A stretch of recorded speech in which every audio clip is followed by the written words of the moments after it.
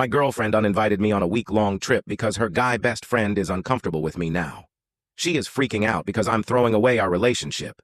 My girlfriend wanted a vacation this summer to her mom's friend's house in Hawaii with me and her two best friends. We had been planning on this all spring. And at some point, a friend dropped out of the trip, leaving just the three of us in early June. Once the friend unexpectedly dropped out of the trip, Mike called my girlfriend and told her that now that it was just the three of us, he didn't feel comfortable with me going on the trip since he didn't know me that well, and he didn't want to be a third wheel. He said he wouldn't go on the trip if I were to go without telling me that this was happening. They changed the plans and made it a trip just for the two of them, and they changed the location to a beach in Costa Rica.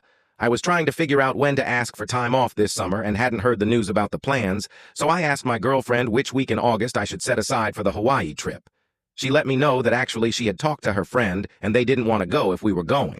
So she was going to go along with him to Costa Rica. She said we could go another week later, maybe to Mexico City. I was upset and tried to talk with her about how the situation made me feel, especially since this wasn't a case of a separate trip being set up ahead of time.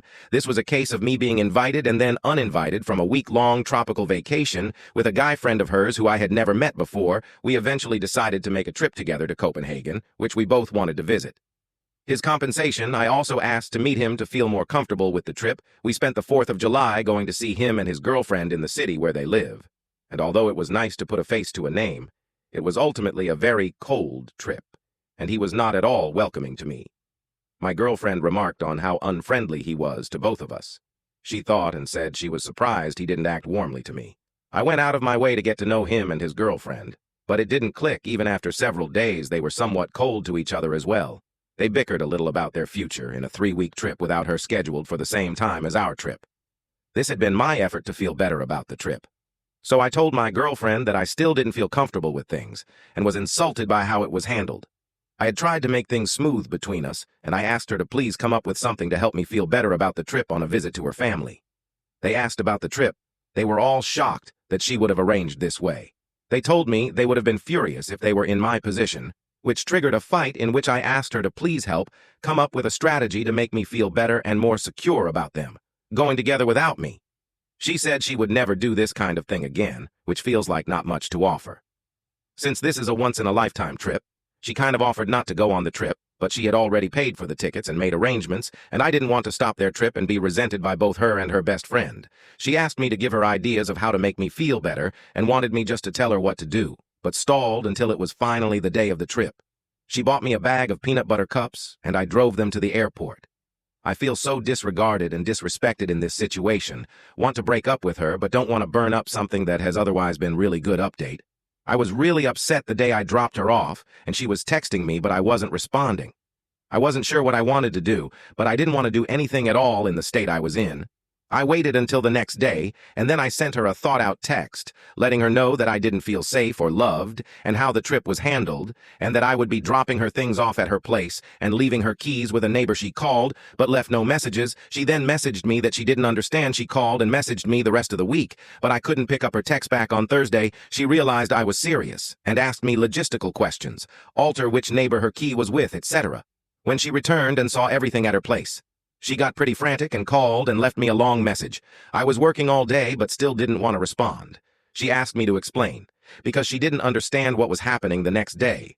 I sent another text to clarify that it was over, and she got upset and sent me a bunch of texts in a row about how she didn't understand why I was throwing away everything we had built. She left me an angry voicemail and said she had no idea why I was upset, that she did not accept the breakup because she had no say in it, and if she wanted me to tell her the evil story that I had made up about her to her face, I wasn't going to respond to her and wanted to remain calm. But this upset me. So I sat down to write her this letter. You can now check if there's a part to by clicking Sharon Moore. I tried to call her, but I started crying and told her I'd just email instead. This is what it said. The time we have had apart has given me some good space and time to think. I have had a chance to think about the important things for me in a relationship, and I see that we should not be together. From the very start, this trip was made in an insanely disrespectful way. It started with you being given an ultimatum by your male best friend, whom I had never met. That either here I go on this trip, and you picked him. You didn't offer to have him meet me, encourage him to find someone else to come, or consult me. At all. That's enough for most people to have a deal breaker right there. However, I state, this is a person who you have a history with that is not entirely clear to me. You did not tell me this was happening until I asked when the trip to Hawaii would be. You purchased tickets in another very disrespectful situation in which I cooked dinner in a guest present. You chose to go into my room for well over an hour to select tickets with him. And I repeatedly asked you to please come to dinner because you said it would just be a few more minutes each time. There is no reason for doing it at that time. And in that, seeing as he is in the same time zone as us and has a 9-to-5 job, this makes me feel sick to my stomach. Your dad, mom, and grandparents were all very surprised when we told them about this trip.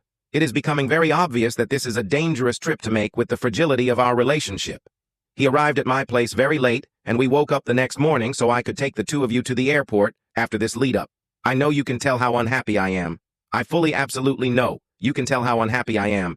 You leave. And when I don't respond to your text messages, you text me to tell me that you hope I'm okay and you're going to bed. No call. The rest of the week was rough. My text. You was met with. Essentially, I'm sorry. You feel this way. You tell me that I'm being unfair. There was no acknowledgement. And there still has been none. But this trip to a honeymoon destination, as we have discussed before, could be a crazy and horrible thing to go through with. Even with my quasi-blessing. This is not something that people in relationships have to deal with. I guess.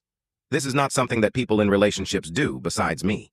In the end, all of this is to say that I felt serious emotional needs go seriously unmet in a way that is a deal breaker for me. There have been some wonderful, very positive times. Still, there has been unnecessary heartache and suffering for me over things that come down to what I can only assume are personal differences. I cannot handle your relationship with Matt, and I suppose I could ask you to pick between him and me, but that's not what I want to do.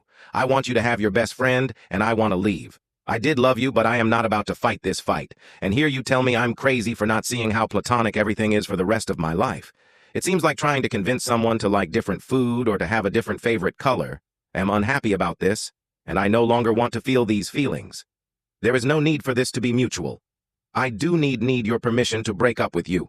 She wrote me apologetic email in which she accepted responsibility for most things without an argument, except she denied anything that had to do with her relationship with him making me uncomfortable. She denied that I would be unable to handle their relationship.